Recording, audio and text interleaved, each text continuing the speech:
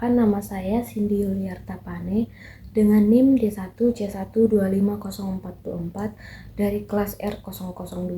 Di sini saya akan menjelaskan beberapa pertanyaan dari mata kuliah Manajemen Lingkungan Industri. Yang pertama adalah bahan organik yang masuk ke badan air dapat terurai melalui dua jalur, yaitu secara aerobik dan secara anaerobik. Perbedaan proses dengan kondisi degradasi, yang pertama aerobik, yaitu kondisi membutuhkan pasokan oksigen terlarut yang cukup dalam air. Prosesnya adalah mikroorganisme aerobik mengoksidasi bahan organik dengan oksigen sebagai akseptor elektron utama. Proses ini cenderung lebih cepat dan menghasilkan energi yang besar bagi mikroba. Degradasi anaerobik, kondisi ini terjadi saat lingkungan kekurangan atau sama sekali tidak memiliki oksigen. Sering terjadi di dasar sedimen atau air yang sangat tercemar. Prosesnya adalah mikroorganisme memecah bahan organik melalui fermentasi atau penggunaan senyawa lain seperti sulfat atau nitrat sebagai akseptor elektron. Proses ini berlangsung jauh lebih lambat.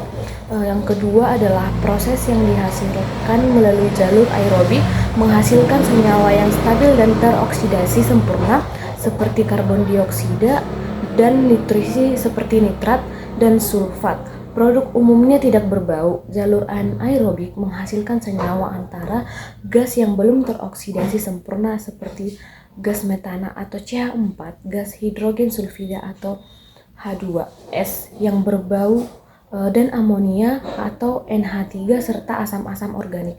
Dampak yang dihasilkan terhadap kualitas air dan kondisi oksigen adalah secara aerobik. Jika beban organik terlalu tinggi, kadar DO akan merosot drastis yang dapat mengubah status perairan menjadi anaerobik. Selanjutnya, dampak terhadap anaerobik adalah menurunkan pH air menjadi lebih asam yang dapat menyebabkan air berubah menjadi warna gelap dan menimbulkan bau busuk yang menyengat. Kehidupan organisme, kondisi ini yang rendah terhadap menyebabkan kematian pada ikan dan biota lainnya. Kondisi anaerobik menghasilkan racun seperti H2S dan NH3 yang mematikan bagi mayoritas organisme air, sehingga hanya mikroba anaerobik spesifik yang mampu bertahan hidup. Soal yang kedua adalah Indonesia memiliki berbagai regulasi yang mengatur baku mutu kualitas air. Jelaskan hal-hal berikut secara lengkap dan mendalam, yaitu perbedaan antara baku mutu air bersih dalam Permenkes nomor 416/190, baku mutu air minum dalam Kepmenkes nomor 907/2002, dan baku mutu badan air PP nomor 82/2001 dari segi peruntukan dan penggunaannya. Perbedaan baku mutu air bersih, baku mutu air minum serta baku mutu badan air adalah pada baku mutu air bersih mengatur spesifikasi air untuk umum dan sanitasi rumah tangga seperti untuk mencuci dan mandi, tidak untuk langsung dikonsumsi. Sedangkan baku mutu air minum menerapkan standar kualitas yang paling tinggi dan paling ketat karena air bersentuhan langsung dengan pencernaan manusia.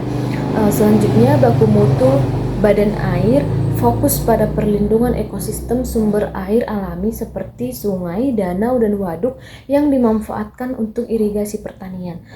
Perbedaan parameter, yang pertama adalah total coliform atau parameter mikrobiologi. Air minum harus 0/100 ml.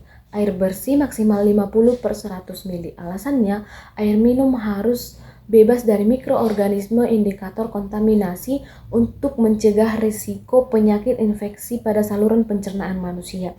Yang kedua adalah kekeruhan atau parameter fisik. Air minum maksimal 5 NTU, air bersih maksimal 25 NTU. Alasannya, kekeruhan rendah pada air minum penting demi aspek estetika dan menjamin efektivitas proses disinfeksi.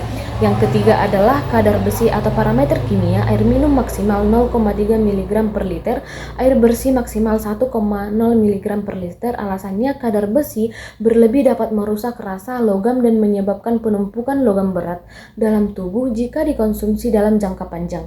Analisis kegagalan IPAL yang pertama adalah pada fosfat. Senyawa ini berada dalam bentuk ion terlarut stabil. Proses koagulasi biasa tidak mampu mengikat fosfor secara optimal sehingga memerlukan pengendapan paksa dengan senyawa kalsium atau melalui pengolahan biologis. Yang kedua pada merkuri. Sebagai logam berat terlarut, merkuri tidak bisa mengendap hanya dengan gravitasi sederhana di IPAL standar. Diperlukan unit filtrasi lanjutan seperti adsorpsi karbon aktif untuk mereduksi kadarnya. Pada amonium merupakan polutan nitrogen terlarut yang sering lolos dari saringan pasir silika. IPAL konvensional umumnya tidak dilengkapi tangki aresi yang memadai untuk menyediakan oksigen terlarut bagi pertumbuhan bakteri pengurai. Pertanyaan yang ketiga adalah, dari data hasil uji laboratorium sampai air dasar di kawasan industri berikut. Berdasarkan data tersebut, jawablah pertanyaan berikut, yaitu yang pertama, identifikasi dan jelaskan minimal 5 indikasi pencemaran yang terlihat dari data di atas. Uraikan mengapa setiap parameter tersebut menunjukkan kondisi perairan yang tercemar. Pencemaran air berdasarkan parameter yang diuji berikut adalah bukti nyata bahwa aliran sungai tersebut telah mengalami degradasi lingkungan yang berat. Yang pertama adalah pada tingkat keasaman pH 5,0. Air sungai berada di dalam kondisi asam jauh di bawah standar ideal perairan alami, yaitu 6,5 sampai 8,5. Keasaman yang tinggi berpotensi merusak jaringan tubuh organisme pada air. Yang kedua adalah kadar BOD yaitu 150 mg per liter dan COD 400 mg per liter.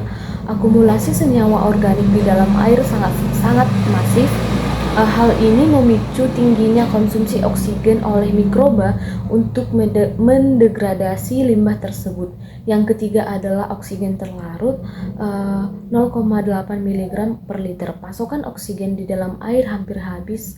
Kondisi ini hipoksia akut untuk membuat lingkungan air menjadi tidak ramah bagi kelangsungan hidup fauna akuatik. Yang keempat, kontaminasi timbal 0,09 mg per liter. Terdeteksi adanya rembesan logam berat berbahaya. Kadar ini melampaui ambang batas aman dan berisiko mengendap di dalam jaringan tubuh makhluk hidup. Yang kelima adalah kandungan sianida, yaitu 0,12 mg per liter. Senyawa kimia toksik ini ditemukan dalam konsentrasi yang mampu membunuh organisme air secara instan. Selanjutnya adalah dampak multisektor akibat pencemaran sungai. Kombinasi dari buruknya parameter di atas akan memicu berbagai konsekuensi negatif. Di antara lainnya adalah yang pertama, dampak kesehatan masyarakat.